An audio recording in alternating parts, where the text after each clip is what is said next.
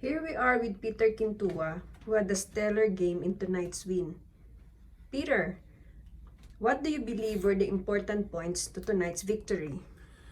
I think we won tonight because of three key factors. First is the environment present within the team. We all feel safe with each other, we all respect each other's cultures and backgrounds, and we all want to succeed together.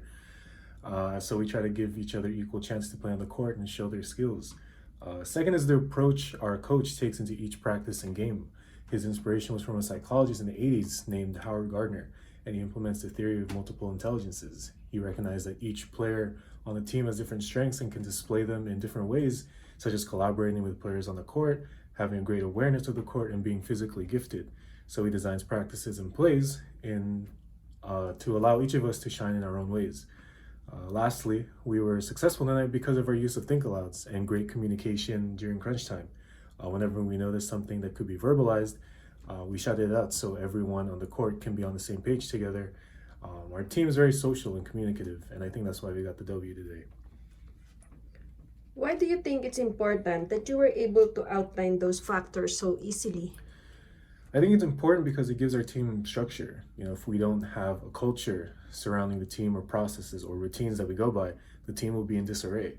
Also, our coach is very player centered when it comes to his philosophy. He directs and guides our practices, but he really lets us feel out which plays work and which don't. And he really allows us to gradually improve our chemistry and knowledge of the game together as a cohesive unit. Talking about your coach a little more, Coach Moses, based on how this game and rest of the season has gone so far, what do you see as the strengths and challenges of his methodology, and how have the rest of the players responded to it? Well, this is Coach Moses' first year in the league, and his style is unorthodox to say the least. But a great strength of his coaching style is that he really lets us play the game and figure out what works and what doesn't. We really get to take ownership of our own personal understanding of the game. For example, when we were learning man-to-man defense, he read a story about one of his ex-girlfriends, Diane, who was always on him about every single little thing. So instead of calling out man-to-man, he would call out Diane, which signaled to us that we need to apply pressure to each player we were guarding. One challenge I noticed if I were to try his approach, if I start coaching, is the way he's able to translate the technical basketball terms into ones that we would use in everyday language. For example, he described mastering the fundamentals as learning the alphabet before you can read and write. And I thought that was genius, but I'm not sure how long it took for him to come up with that. As for me and the rest of the players, we were very receptive to it. Although his style is very unconventional, we enjoy being able to build our own foundation in the game and in a way that is unique and pretty fun. What have you learned so far from Coach Moses' approach in terms of reaching to all the players? Yeah, our team is pretty diverse in that most of our team's first language isn't English. So sometimes it's a little challenging to fully communicate what we want to say. But Coach Moses does a great job in designing and explaining the plays we run in a way we all understands. When he shouts out bully, for example, that tells us we need to trap and suffocate the other team to try to get the ball back.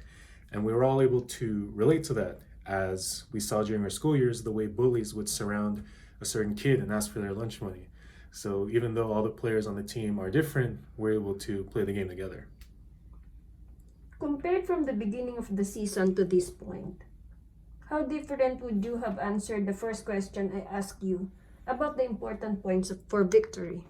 Yeah, at the beginning of the season, I would not have given you such a detailed answer. I probably just have said, just as long as we play as a team, we'll win. But there's a whole process in developing a successful season that I didn't know about. And we learned a lot from Coach Moses about team culture, team environment, and making sure all players are on the same page.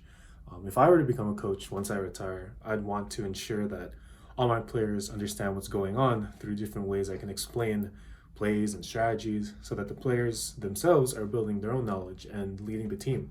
And I just be there as a guide rather than a dictator. All right, Peter, last question. You mentioned coaching once you retired, and I think you would agree with me that you only have a few good playing years in you left. If you do decide to go into coaching, how do you plan on actually taking those next steps?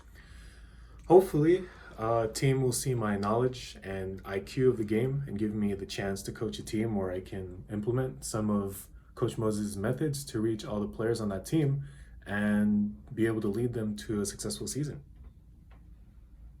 Thanks again for speaking with us, Peter. Appreciate it, and congrats again on the win. Of course, no problem.